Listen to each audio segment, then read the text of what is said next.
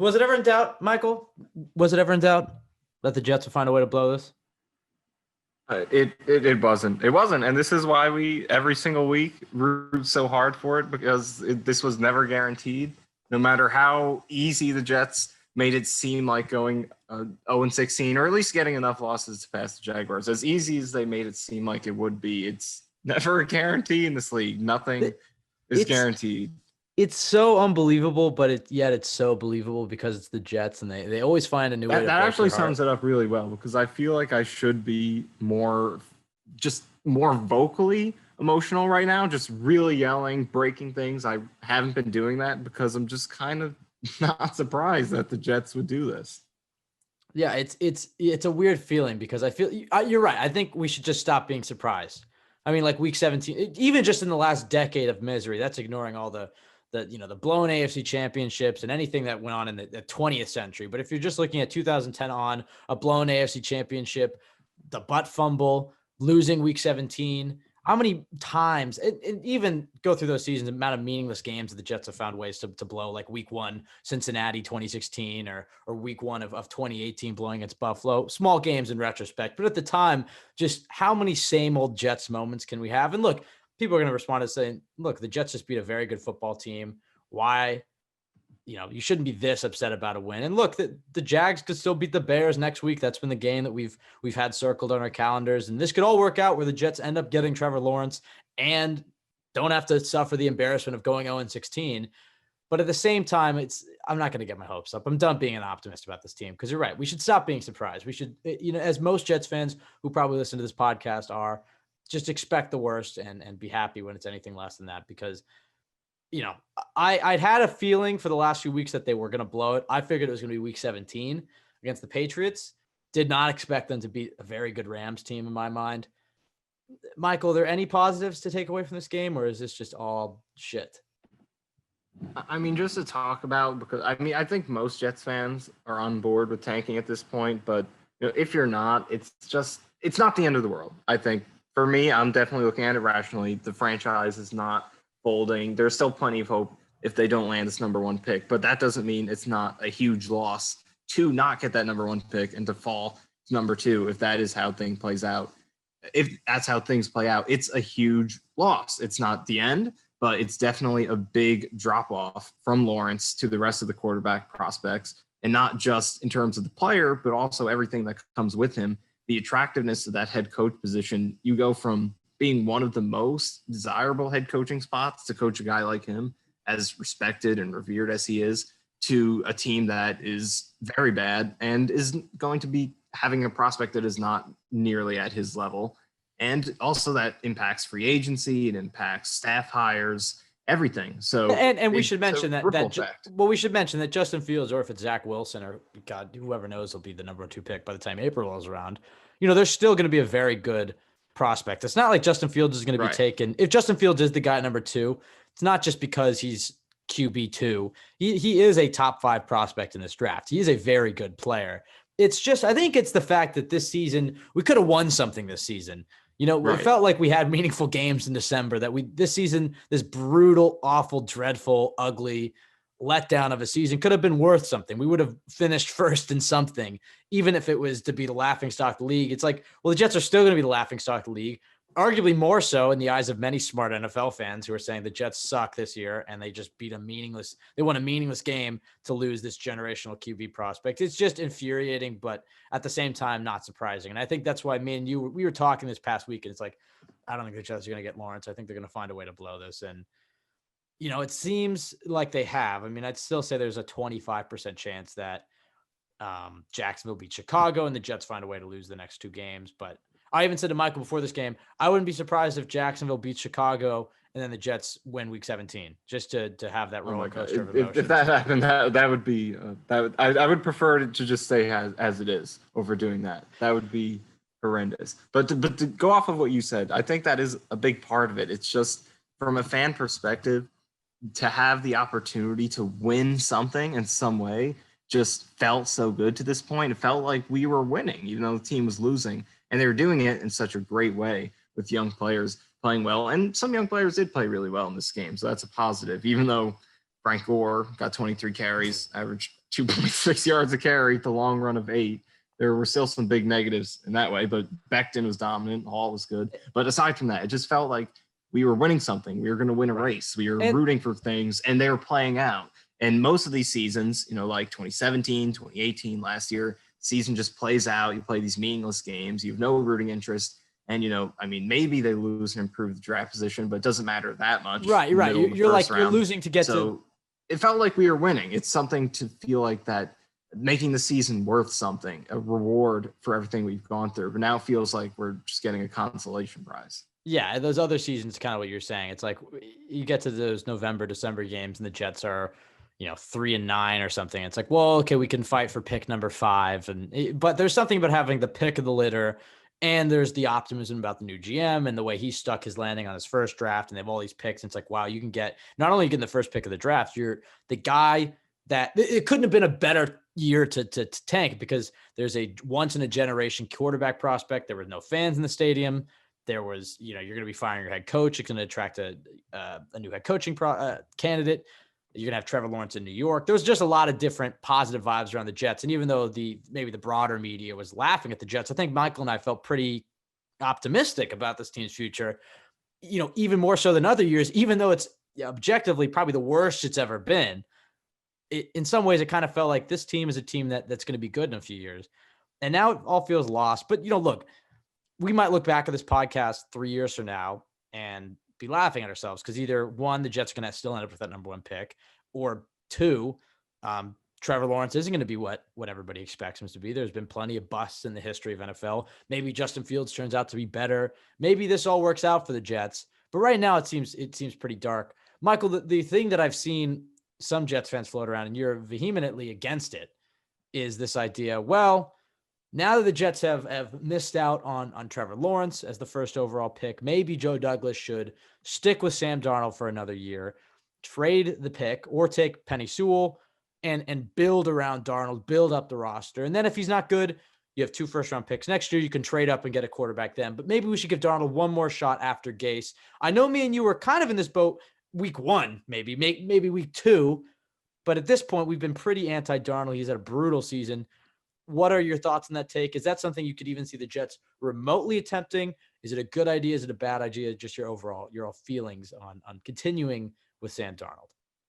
Yeah, and that's definitely going to be one of the toughest parts if they do fail to get the number 1 pick, because I just do not see any reasonable rationale for retaining Sam Darnold.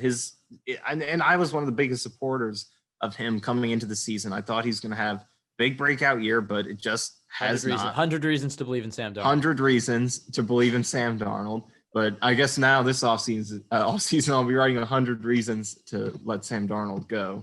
But it just hasn't panned out. And to this point, I mean, I've looked at every play that he's had this season and in his career on film. Joe Blewett has done the same for us at Jets X Factor, and it's just not been there this season. You can make the Gase excuse, the supporting cast excuse. It applied the first 2 seasons when he was showing flashes, having elite games here and there, when there were games where he had 0 chance to do anything. This season hasn't been that way. There have been games where the offensive line or receivers have been bad. There have been plays where he hasn't been able to do anything because of one of those 3 factors, O-line, receivers, Gase. But for the most part, the offensive line has been better than last season. The receivers have been better, maybe not better, but there have been a lot of plays this season where Darnold's just not capitalizing on open receivers, throwing interceptions without reading only one half of the field, taking sacks he's no business taking, running out of bounds when he could throw the ball away. He's taken a huge step back and has nothing to do with the supporting cast. He just does not look as promising as he did last year or in his rookie season. And you also have his 5th-year option coming up that they have to make a decision on after the season, which is estimated to be around $25 million. And there's no way the Jets are picking that up. That's the biggest if you reason. do pass on a quarterback and go into next season with him, he's on essentially a 1-year deal going into free agency. And that's obviously not as good of a situation as having a rookie quarterback on the first year of his rookie deal. And I just don't see the rationale. He has not had nearly good enough of a season. This game against the Rams wasn't that much of a needle mover, only 196 yards of passing offense. And that's with the Rams basically not covering anybody the majority of the game. So he just hasn't shown. And even if he does finish the season strong, you can't overreact to 2 or 3 games after a whole season of really rough performances. So for me, he hasn't shown nearly enough. If he had a season like last year or even his rookie season, then maybe, because those seasons there were a lot of very good performances that showed that talent, but he just has not had those this season. And he's had games that have been, sort of the Patriots Monday night caliber, multiple of those. I mean, he's had more of those games than he's had decent games this season. So I just don't see the rationale, and the contract plays into it with the option coming up. And I would just much rather build around Fields or Lawrence, start from the beginning, start fresh with them, build around their skill sets, than trying to, then you have your timelines messed up. You have Darnold in his 4th year, you have head coach in his 1st year, you have Douglas in his 3rd year. Nothing's in sync. Just start over, get your quarterback at number 2, build around him with a head coach and a coordinator. It's on the same page as him. So that's just how I see it. Right. But will the Jets maybe buy into Darnold? I would hope not. I'd have serious doubts about Douglas if he does, just based on what Darnold has put on film this season. But for me, it's an obvious decision that if you fall to 2, you take your pick between Fields and Wilson, whoever you prefer, and that's pretty much the only decision. The biggest reason it's the one you highlighted is the contract, because in my mind, as far as talent goes, I don't think I'm ready to say that Justin Fields or Zach Wilson is more talented than Sam Darnold. Certainly, Sam Darnold's been awful this year, but this kid was the number 1 quarterback prospect in 2018.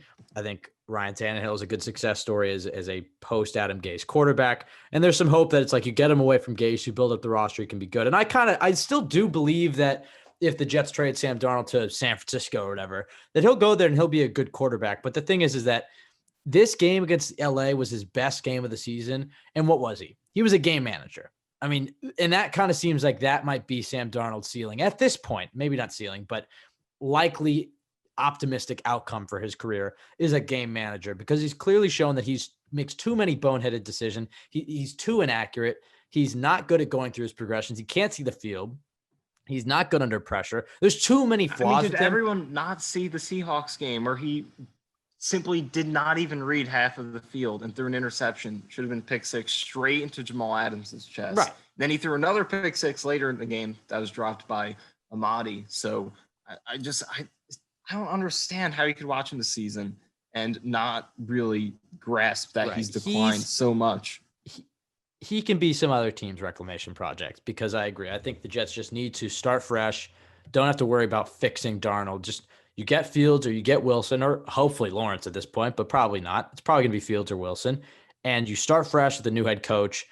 And look, I'm sure over the next few weeks we'll be able to talk ourselves into this. It's not the end of the world. It's not a quarterback class that is just has one guy and then the rest are all bums. You know what I mean? It's not hopeless for the Jets. There's a reality where the Jets end up drafting Justin Fields and end up being a very good team and winning Super Bowls, and this all looks stupid. But based off my experience as a Jets fan, that's probably not the reality we live in.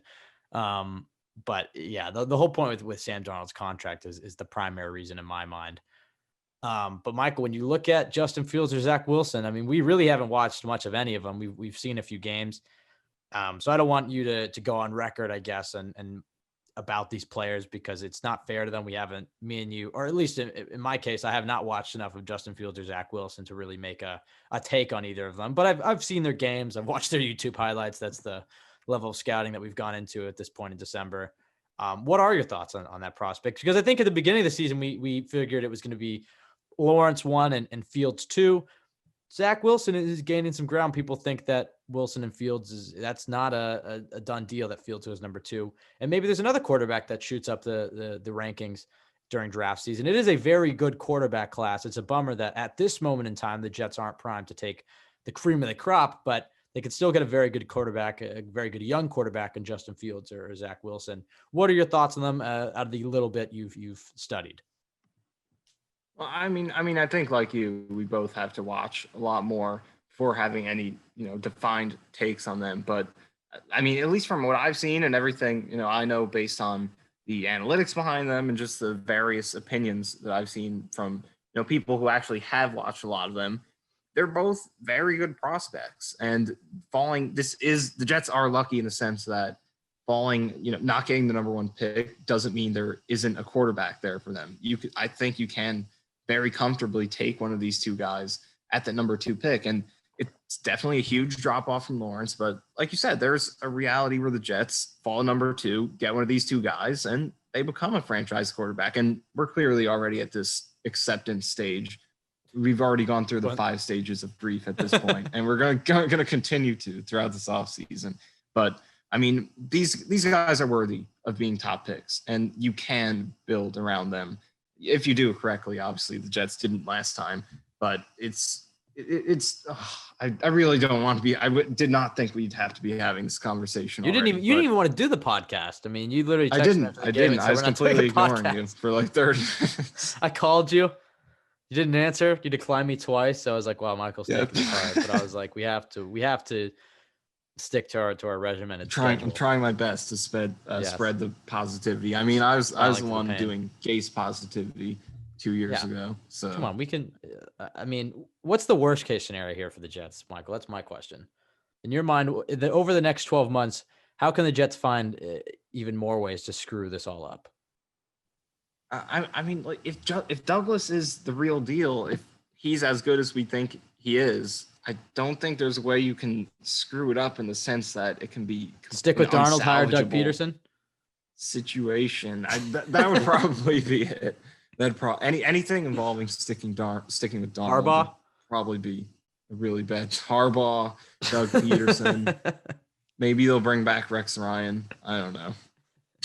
But in a realistic sense, if Douglas is as good as we think he is, and he just stays put, takes a quarterback, and they actually hire a competent head coach, and he continues to draft as well as he's drafted, there's still very much a path to success for this team. But at the same time, it doesn't change how major of a loss it is for the Jets to not get Trevor Lawrence if they do continue down this path. There should still be a lot of optimism about this team. I still think this is a very young team with a very competent GM, a lot of money, and a hell of a lot of picks, and some good pieces. Like you said, I mean, it was the ideal tank season in the sense that Quinnen Williams, who, by the way, I hope he's okay with the concussion. He was puking on the sideline. That was not a good scene at all. I think he's probably done for the season. I mean, they could bring him back week 17, but that's a Pro Bowl season. But that was a guy that heading into the year, I've talked about how I'm done being an optimist, and Quinnen Williams is a good example of that. I started to feel that over the summer. I was like, here's just another. He was never on Vernon Golson's level because Quinnen actually had a very solid year as a run defender his rookie year, but it was more as a pass rusher. It was like, this is a guy that he's gonna under deliver, not live up to his Chris Jones, Aaron Donald type of expectations. We're going to talk about how he needs to develop and take the leap, and he's not going to. He's going to have another quiet season. And I couldn't have been more wrong. Quinnen Williams is an absolute monster. I mean, he looked amazing in this game, and he's looked amazing all season. It's not just a one game for him. It's multiple games this season. He definitely deserves a Pro Bowl nod. Mekhi Becton has looked absolutely amazing this season. Props to Joe Douglas because he, first of all, didn't have the pick of the litter, but he also had to make a decision between Wirfs and Becton, and couldn't have gone wrong either way there. But Becton has certainly proved to be a franchise left tackle. There's a lot of positives here. I like Denzel Mims, Bryce Hall, that made a terrific play in this game. I said to you in the DMs, and I tweeted out as well, that I think the optimistic but yet realistic view of this draft class is that Mims, Becton, and Hall can all be hits. Davis and Mann are probably going to be special teamers, and Zuniga, Clark, and Morgan might just be backups or Jags. Obviously, that could all change. I mean, Hall could end up sucking, and Zuniga could end up being amazing, or they could all end up sucking and whatever. But right now, I kind of feel confident in that sort of projection as a realistic but very good draft class for Joe Douglas. And looking towards the future, I feel very good about this team. But you're right; it's just demoralizing that it was inevitable, but it hurts nonetheless. But Michael, is there anything else you'd like to add about this game? I mean, any other notes, maybe not concerning the tank, but as far as individual performances by players, anything that stuck out to you? I mean, I think the most notable has to be Becton. I think he was the times where I focused on him, he definitely seemed to be playing really well. Donald destroyed the two guards, I think, as we expected. but it seemed like there was no one else doing anything up front. So it seems like Becton, McGovern, and Fant played pretty well. We'll see what comes out on the film, but it seemed like they played pretty well. So that's good. Bryce Hall's interception was really nice. So yeah, I mean that those two guys are pretty positive, but I mean we still have to watch Frank Gore carry the ball 23 times, so that's not good. Braden Mann, another ridiculous tackle, which also saved a touchdown. And we watched this, by the way. We watched this, by the way. It was a 3-on-1. This is how weird we are. Ben was replaying this like 10 times. It was like the Zapruder film. I literally which number was it again? It was 45 or something. I think number 46 on the 46. Rams. Yeah, whoever it was just did not block Braden Mann. Completely ignored him and let him save that touchdown, which will change the course of Jets franchise history. Speaking of changing the course of franchise history, if we're going to talk about the game itself, what the fuck was Sean McVay's play calling at the end of that game? I mean, my dad literally turned to me and said, "Do you think that he was giving his old buddy Gase spotting him a win since the Rams are going to go to the playoffs regardless?" Obviously, that's not the case, but it certainly felt that way. I mean, I think at the beginning of the season, me and you looked at this game and we felt. This is when we were cheering for wins, mind you. We looked at this game and we said, you know what? I don't really see Sean McVay's too smart. I think he's going to exploit this Jets defense. They're not talented enough. He's just such a smart coach. That was maybe the dumbest coach game I've seen since last week watching Adam Gase. Adam Gase actually outcoached somebody this week, and it was the young star that everybody's tried to replicate in Sean McVay. Going back to, and look, I mean, the Jets got unlucky numerous times, like you mentioned, the Braden Mann tackle. When I say the Jets got unlucky, I guess I should say the Jets got lucky numerous times. Braden Mann made a terrific tackle, 2 huge runs, including a touchdown run called back. But when you go to that 3rd and 4, I think that is where I really focus. There was a 3rd and 4 and a 4th and 4. Sean McVay was in Jets territory. I think it would have been a 55-yard field goal is what you said? Yes. 55. Yeah, it was a 55-yard field goal. It's 3rd and 4. They go empty.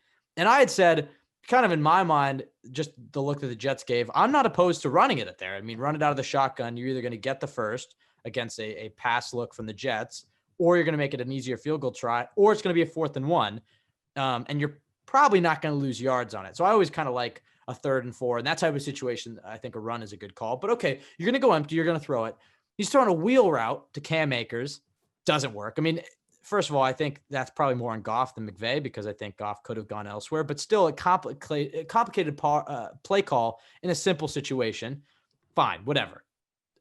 4th and 4, though, is more egregious. Why are you targeting the only good player in the Jets defense? I mean, that's maybe hyperbole, but Quinnen Williams is out. Marcus May is the best player on that Jets defense. And how many times have we seen him as an elite center fielder? Best player in the secondary by far. I mean, that's not even – Michael, I think you would be the best player in the secondary. That's mean. That's mean. Bryce Hall is still good. But Marcus May's going to make that play 10 out of 10 times. So what the fuck are we doing throwing the – and if you look at that play, and look, I'm going after McVay here, but really it's Jared Goff's fault because every single other receiver, if you pause and look, is open. And like I get why he's taking the one-on-one with the safety, but 4th down, you're tight end on the safety. You don't have to take that chance. If it's 1st down, by all means, try it. But he could have hit Kupp for the 1st down. He could have hit Akers for the 1st down. There were plenty of other guys that were open for the 1st down that bombing it 40 yards down the field. It was just a dumb game. And you said at the beginning of the week that this was a potential trap game. But then you said, well, the Rams never lose to bad teams. McVay has not lost. I did say that. This is just incredible. This is the number 1 game on their schedule, other than the Chiefs game. Probably that was the biggest mismatch, especially with Fatukasi out. And it is unbelievable, really. It's the one thing that the Jets have done well, excluding last week, for the last decade is stop the run. And that gets overlooked by a lot of fans. That's part of the reason the Jets haven't fully bottomed out is because if you can stop the run, especially as you get into late in the season, you look at a lot of the top teams that win Super Bowls, Chiefs excluded, they're teams that have great defenses and can run the ball. But the problem is that the Jets face some of these teams late in the season. We saw it the Raiders last year. And they face these run-first teams, and they're stout against the run. And hell, even without Quinnen Williams and Foley Fatukasi, they were stout against the run. And it forces teams to pass. And look, 8 out of 10 times, teams have been able to pass at will against the Jets. But there's a few of these games where these running teams play the Jets, and they just can't run against them, and the Jets end up getting these upsets. It's not the first time we've seen this happen. Unfortunately, it was an ill-timed game, but it's just frustrating. It's also frustrating we have to lose to the ugliest team in all of football. I mean, those unis are atrocious.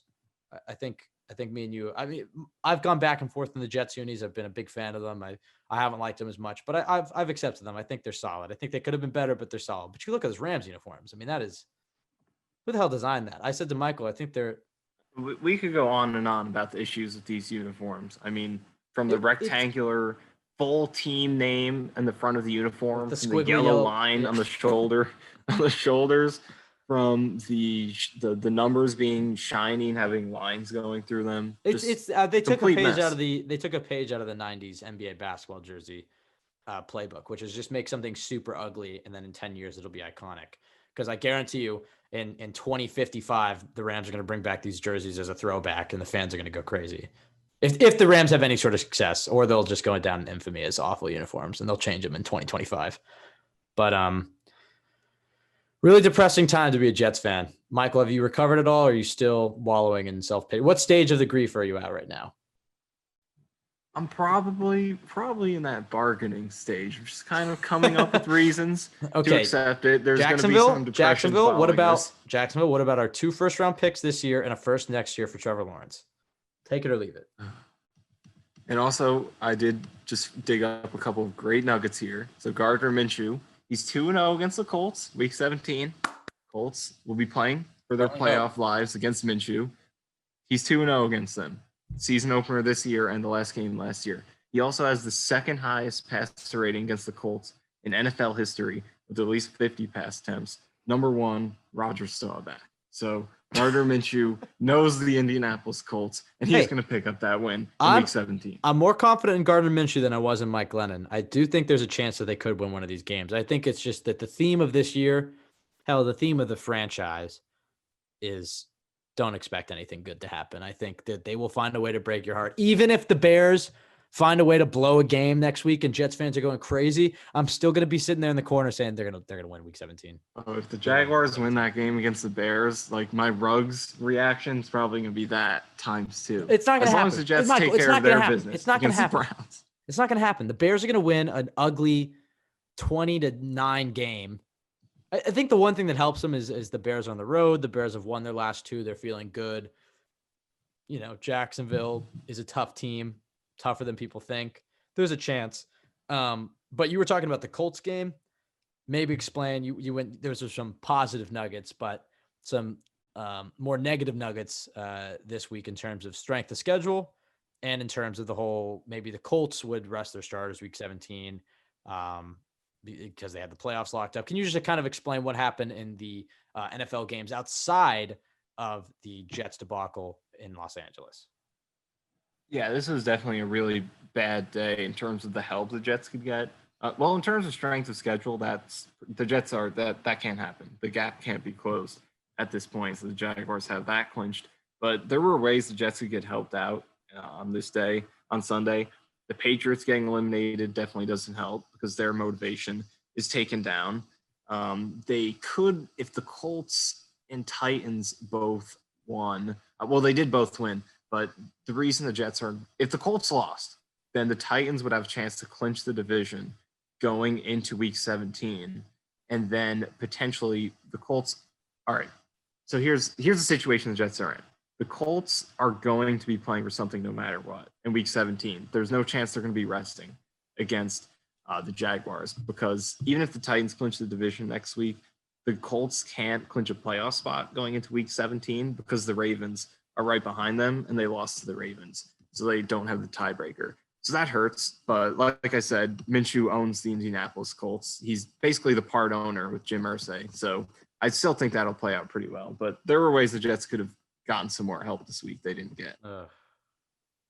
This is brutal. Do you think there's a chance that Trevor Lawrence can refuse to play for Jacksonville and Eli Manning is way into New York like Eli Manning actually did? I would appreciate that so much. But if we were going to combat these rumors the entire time that he wouldn't do that to the Jets, then I think we could say NFL, he'd do it to the Jags. Trevor Lawrence, pretty much everybody involved outside of Jacksonville fans and the rest of the AFC East would rather have Trevor Lawrence in New York. And I'm not a Knicks fan. You are. How does this relate to and I guess it's wasn't in the Knicks' control, but it kind of feels like we almost had Zion Williamson, and now we end up with RJ Barrett, who is still a very good player, but there's just kind of the feeling of, damn, I wish we got that number 1 overall pick and could have taken the once in generation. It's just too reminiscent, especially because it's the same thing where he's going to a small market team that kind of just isn't New York. Like Zion going to New Orleans. Now you're gonna have Trevor in Jacksonville. Oh my God. Hey, but RJ Barrett looking good in the preseason, so that'll be Justin Fields, and that's true. That'll be Justin Fields in about 8 months. Well, you mean second preseason? So if he goes down the RJ path, he'll have a not very good rookie season. Oh, okay, that's a bummer. Then second preseason look good. So prepare yourself for that. So what stage are you at right now? I think I was in anger for most of the day. I think, I'm trying to remember what the stages are. I would just say kind of indifference. I don't know if that even is a stage of grief. It probably isn't. Hopefully it's not. But that's the stage that I would say I'm at as far as it relates to this team. I'm just kind of in the Justin Fields stage. Maybe the questioning stage. It's like, why the fuck do we cheer for this team? So the stages are denial, anger, bargaining, depression, and acceptance. Probably depression. I would say I'm at depression now, but I haven't gone through bargaining. It's just sad. I mean, look, there's a lot more important things in life than an NFL football team, but you have to wonder why we even. No, I'm kidding. You have to wonder why the hell we put ourselves through this, because it is completely voluntarily. It's a stupid game, and yet this will have completely ruined my week. Like I will not rebound from this until probably we have Christmas this week. And Christmas is ruined. Think about this. Christmas is canceled now, thanks to fucking Jared Goff and Sean McVay. I guess and number 46 Number 46, yeah, whatever that guy's name. I'm gonna look him up. His name is Juju Hughes. He's an undrafted Juju Hughes. Oh my God, Juju Hughes. Oh my God. And Austin Corbett for his holding on the touchdown. Whatever. I mean, that was a nice takedown. So Juju Hughes is who I hate more. All you do is block the punter, and you win. And you just ran. He got out-juked by Braden Mann. I mean, Michael, you probably could out-juke this guy. I love how you're my go-to as far as you could do this. But I honestly think after watching Juju Hughes' incredible display at being terrible at the sport of football, I think you could probably juke him out. I mean, that's horrible. What position does he play? He is a strong safety. He's a secondary player? I thought he was a linebacker. Though. That's how he's listed, though. Where do you go to school? He's from California State, Fresno State. Oh, Jesus. Not Fresno. Well, guess that'll do it for us. I mean, this is a pretty sad episode of Cool Your Jets. I honestly thought that the podcast might have ended. I mean, the way you were treating me for about an hour there, I was like, Michael's done. But like, why do we even bother cheering for this team? Like, are we just masochists? Like, why are we putting ourselves through this? This was probably the worst. If the Jets don't get Trevor Lawrence, and it turns out how I think it will, it's Trevor Lawrence being amazing and winning Super Bowls and the Jets getting stuck with somebody who ends up sucking. And now we're having the same quarterback discussion in 2024. This is probably the most painful season that we've gone through. All because of Juju Hughes. Juju Hughes, that damn Juju Hughes, lost every single week, and now it's the one time. Even when we win, we lose. There's just no upside to this. This treacherous, awful season. Do we have the number 3? Can we still fall behind Cincy? Like if we won against Cleveland and New England, if they win their next 2 games, and since the Bengals lose their next 2, then they could. Oh wow! If they win their next 2. Oh, lose. Yeah, if the Bengals lose their next 2, Jets win their next 2. I'm like backwards now with what winning and losing is. I mix it up all the time. I was gonna say that I thought it was gonna be weird week 1 of 2021 being like, oh, we're cheering for the guys in the green jerseys, the Green Hornets. Yeah, it's gonna be such an adjustment. It's like, oh yeah, we're supposed to want them to win. Yeah, it's kind of weird. I've completely changed my perspective. It was hard the first few weeks, and now I'm completely used to like, okay, there's green. You want the other team to win. But I think that'll do it for us, Michael. Anything else? Any other depressing footnotes? Anything you want to leave us on? I guess it just comes down to Sunday. Jags Bears. Is that a 1:00 game? Yeah, that is. So And it is will the- be simultaneous Browns? with the Jets. Okay, then. okay. That is the 1 o'clock game, right? The It was Jets and TBA when Browns. it first got announced. The Jets Yeah, and it's a Browns 1 o'clock Okay. game. So, but like I said, Gardner Minshew does kind of own the Colts. So I don't know. Look out for that one. No, it's Look over. out for that game. It's over. It's over. It's Justin Fields' time. Justin Fields and Greg Roman, maybe. How? I mean, you weren't believing coming. You keep saying that this was going to happen, and that is what happened. So maybe you need to be positive, and that will play out. Dude, you're going to talk about jinxes, Michael. You're the biggest jinx in the history of Jets Twitter. Every time you tweet something, the opposite happens. You might know your shit, but I mean, I literally looked down during the game, and you tweeted about the when that ball went through Marcus May's hands, and the Rams got like a 16-yard gain. You're like, remember this play? This is the turning point. I was like, yeah, hell yeah, this is the turning point. This is Michael Nania tweeting positively about the Jets tanking chances, and it's going to go the absolute other way every time. All right, last thing, because now that you just spawned another topic in my head. We've talked about how losing Trevor Lawrence will affect the quality of coaching candidates that the Jets can get. Who do you think's off the board now? If assuming the Jets finish the second overall pick and they'll have to go through the whole process of like, do they stick with Darnold? Do they take Wilson? Do they take Fields? You can probably assume like Matt Campbell's probably off the board. Yeah. Bill Cowher's probably off the board. Probably like your Bieniemy, Matt Campbell, guys like probably. It's tough for us to know who actually will be the most coveted candidates. Yeah, just in your opinion. We form our own opinions, but we don't know exactly who. For all we know, maybe Greg Roman's the top candidate. But I probably think we did say in terms of like our rankings, probably like Campbell, Bieniemy. Hopefully, King Arthur's not off the board. Maybe he's an under the radar guy. Maybe this increases the chances. Another amazing Titans offensive performance. So I think King Arthur could win with Sam Darnold. I mean, that was kind of the point of one of the points of the article. So they get King Arthur. I'm back on being a diehard Jets fan. Right now, I'm questioning my life choices. But I do think that if they do go with Justin Fields, Greg Roman is an interesting candidate to watch. I mean, he's done wonders with mobile quarterbacks. Maybe they do go with Wink Martindale, the defensive coordinator in Baltimore, and then bring in a Baltimore assistant to run in the offense or something. But kind of there is the seeds there that if they do end up having a mobile QB, there's a guy with connections to Joe Douglas that has done wonders with mobile quarterbacks. So it could still all work out for the Jets, but it generally never does. All right. I think that's it. You can follow us at CYJ Pod on Twitter. You can follow Michael at Michael_Nania. You can follow myself at Ben W. Blessington. You can find this podcast wherever you listen to podcasts, iTunes, Spotify, Jets X Factor, which is the best place to go for Jets content. We're sponsored by Manscaped. Go check it out. Use the code CoolYourJets. Free shipping, 20% off. All right, Michael. I'll see you again this time Sunday. Maybe it'll be a I think you have to go to your signature quote here. That's a good way to leave it off. Don't let the Jets ruin your life. No, obviously. I think the new one should be stop. If you're listening to this, then you already have let them ruin your life. If you give a shit about this team, they've already ruined your life. So I'll see listen you to this time. Entire podcast at this point. Yes, this time your life is already ruined.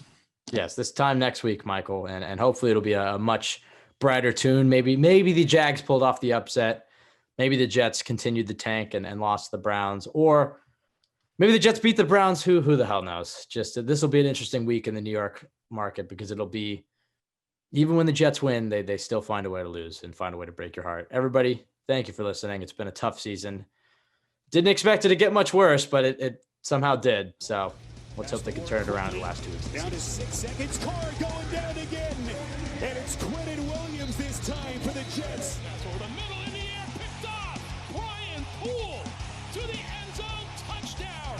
Hunter the beat, and the punter brings him down. Braden Mann saved a touchdown most likely. Looks right, fires a bomb down the right sideline again for Mims. What a catch by Denzel Mims.